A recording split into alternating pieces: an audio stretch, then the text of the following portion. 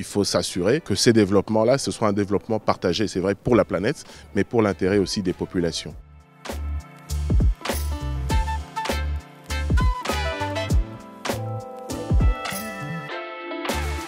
C'est quelque chose de profond. Pourquoi? Puisque le Congo, comme vous le savez, c'est 70% des réserves mondiales du cobalt. Donc c'est en plein dans la transition énergétique, puisque c'est un élément central à la fabrication des batteries, par exemple. Notre manière de fonctionner, c'est sur un minage responsable, qui suppose le partage de revenus de manière équitable entre les mineurs et les entreprises et tout le microcosme, mais c'est aussi un transfert de compétences et toute une transition en termes d'évolution technique et d'évolution et de transformation locale.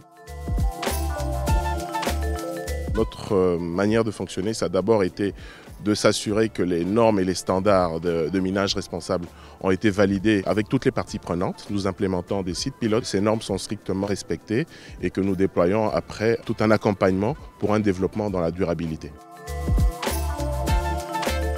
On a une forte responsabilité que nous endossons. Nous avons une des plus grandes forêts en termes de captage de carbone. Nous sommes un des principaux puits des métrostratégies. On a un programme bien strict et bien concret qu'on est en train de déployer en coordination avec le gouvernement.